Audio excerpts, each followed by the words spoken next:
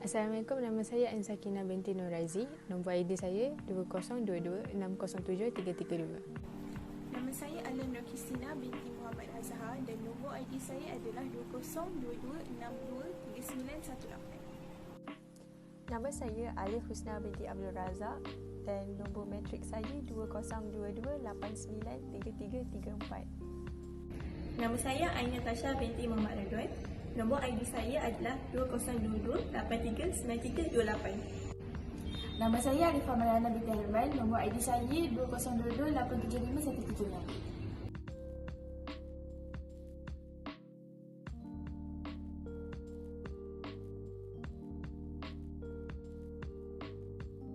Pemindahan organ adalah suatu proses pembedahan bagi menggantikan organ yang berpenyakit atau bermasalah kepada organ yang baru. Organ yang digunakan dalam proses pemindahan ini dapat daripada dua sumber, iaitu living donor dan deceased donor. Pendermaan organ adalah suatu prosedur pembedahan yang melibatkan pemindahan organ daripada penderma kepada penerima organ. Pendermaan organ dapat menyelamatkan nyawa dan mempertingkatkan kualiti hidup penerima organ. Terdapat dua jenis pendermaan organ, iaitu pendermaan organ kadaverik dan pendermaan organ semasa hidup. Pendermaan organ adalah suatu prosedur pembedahan yang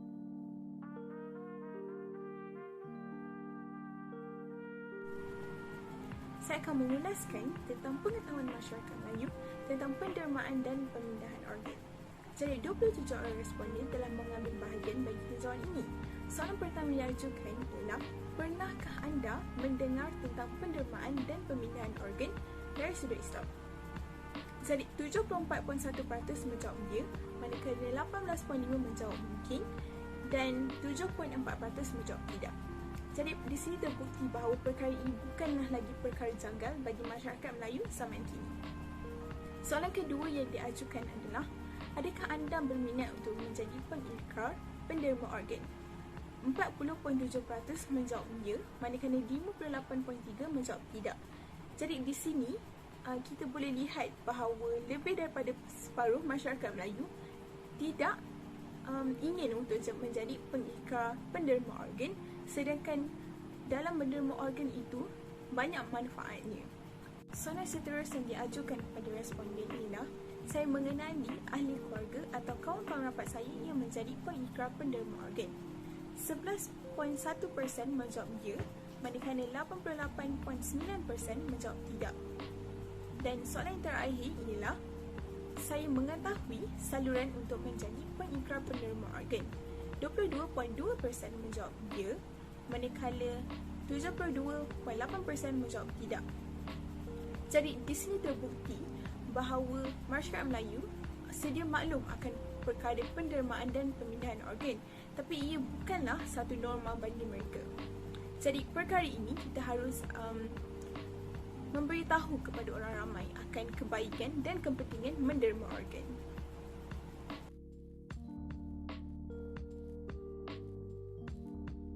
Ini saya akan menerangkan tentang apa itu kepentingan pendermaan dan pemindahan organ dalam Islam. Pendermaan dan penerimaan organ dapat menyelamatkan nyawa individu yang mengalami kegagalan organ. Seterusnya, kita dapat mempertingkatkan kualiti hidup mereka kerana kita dapat mengembalikan fungsi organ yang rosak kepada yang keadaan normal.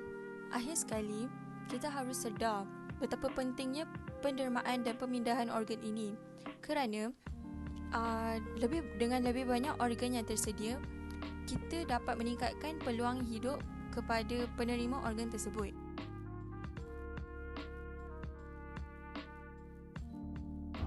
Hukum bagi pemindahan dan pendermaan organ adalah harus.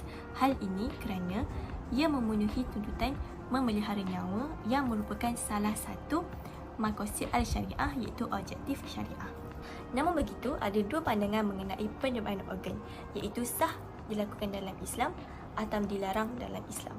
Pemindahan organ yang sah dilakukan dalam Islam iaitu pemindahan organ yang memenuhi etika-etika perubatan secara langsung ataupun tidak secara langsung. Yang kedua, pemindahan yang sah dilakukan dalam Islam adalah untuk bertujuan menghilangkan kemudaratan yang menimpa seseorang. Bagi pemindahan yang dilarang dalam Islam adalah Islam melarang kita untuk melakukan penyiksaan ke atas mayat. Yang kedua, Islam juga melarang kita melakukan perbuatan menjual beli organ.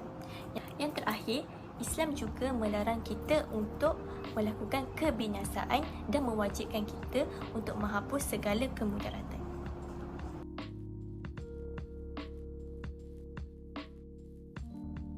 Terdapat dua jenis penderma yang boleh menderma dan memindahkan organ mereka. Yang pertama ialah penderma hidup. Penderma hidup hanya boleh mendermakan satu buah pinggang atau sebahagian hati sahaja dan sumsum tulang sahaja.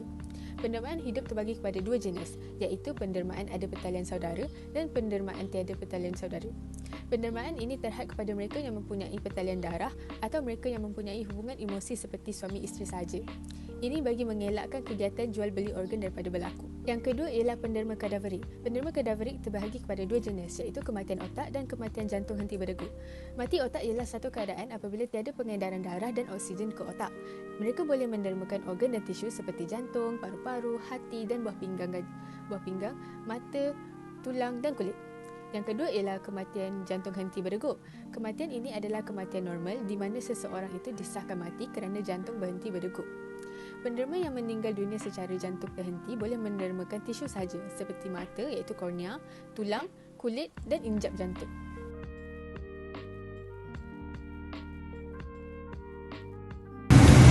Seterusnya, saya akan bentangkan tentang kaedah fiqh bagi pemindahan organ reproduktif yang memindahkan maklumat genetik. Terdapat beberapa pendapat tentang pemindahan organ tersebut. Ada yang menyatakan pemindahan organ reproduktif adalah haram kerana ia mengikut hujah di dalam Al-Quran dan hadis, iaitu Allah SWT telah berfirman dalam surah Al-Nisa ayat 119, dan aku syaitan akan menyuruh mereka mengubah ciptaan Allah SWT, maka mereka menganggap pemindahan organ juga merupakan mengubah ciptaan Allah SWT. Selain itu, terdapat pihak yang menyatakan pemindahan organ yang memindahkan maklumat genetik adalah harus kerana mereka menganggap testis hanyalah organ yang menghasilkan sel sperma saja dan tidak akan membawa kepada pencampuran nasab, maka tiada sebarang syubhat. Bagi pendapat tersebut, pendapat yang pertama iaitu mengharamkan adalah lebih tepat.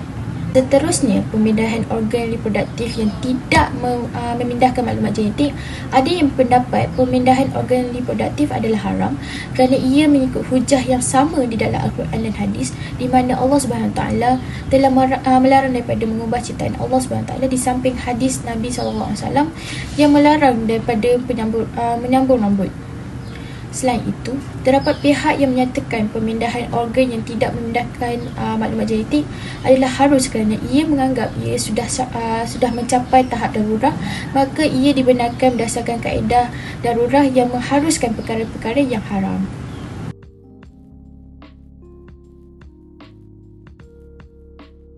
Kesimpulannya, pemindahan bukanlah satu perkara yang ganjil dalam Islam. Malah Rasulullah SAW juga pernah dibedah dadanya sebanyak 2 kali ketika peristiwa Isra' dan Mi'raj semasa baginda masih kecil lagi. Setiap pembedahan merupakan perkara yang diharuskan kerana ia termasuk dalam proses merawat dan digalakkan. Akan tetapi keharusan itu boleh diubah menjadi tidak harus bergantung kepada jenis pemindahan yang dilakukan. Sebagai contoh, pemindahan organ reproduktif mengikut aspek anggota yang memindahkan maklumat genetik, dan pemindahan organ reproduktif daripada penderma yang telah mati juga memerlukan kepada kajian yang selanjutnya.